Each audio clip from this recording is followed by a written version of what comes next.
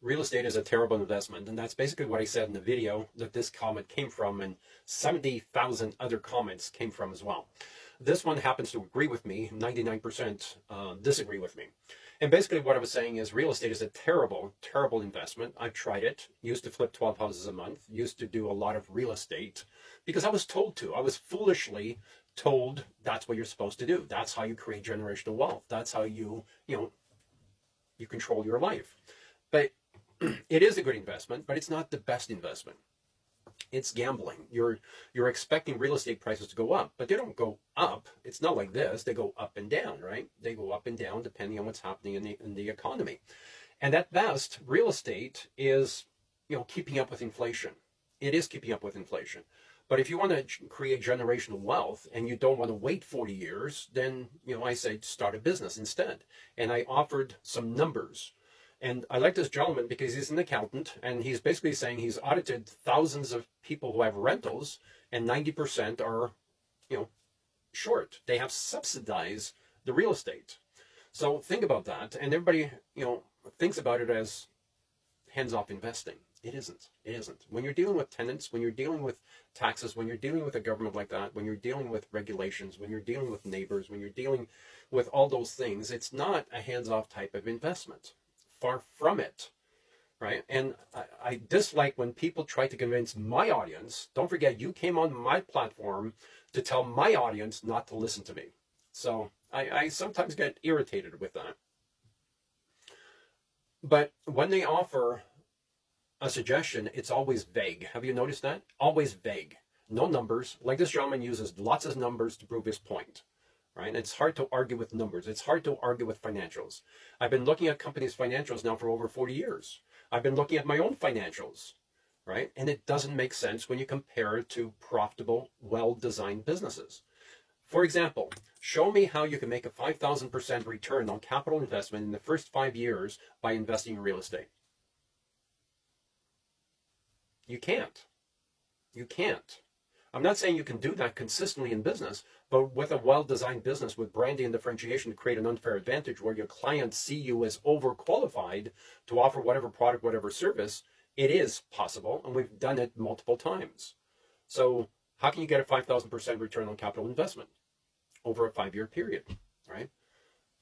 The theory falls apart. The reason why people love real estate is because they've been brainwashed to love real estate, and they always look at real estate in a bubble, and they never compare it to anything else. God forbid you compare it to anything else, because you lose your mind, because you start realizing that it takes a lot of capital, it takes an awful lot of years to get a return on capital investment, right?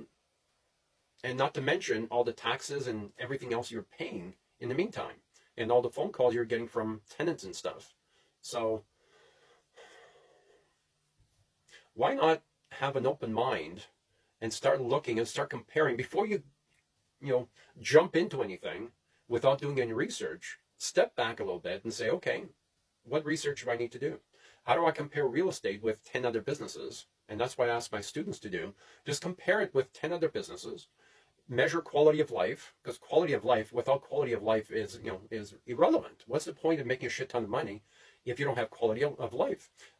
In fact, I'm currently working with 5 doctors who each make independently $700 to $1.2 million in salaries. And they said, Rio, can you really help me redesign my business so I'm not the business, and I can enjoy my business, and I can enjoy my family, I can enjoy my cottage, I can enjoy my boat, I can enjoy traveling the world?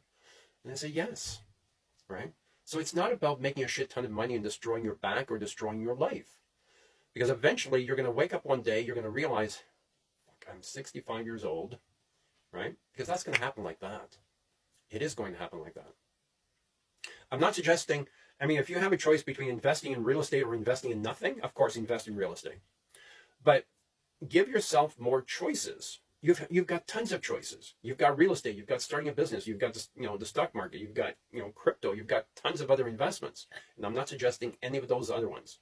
The only ones that I endorse is starting a profitable business to control your future.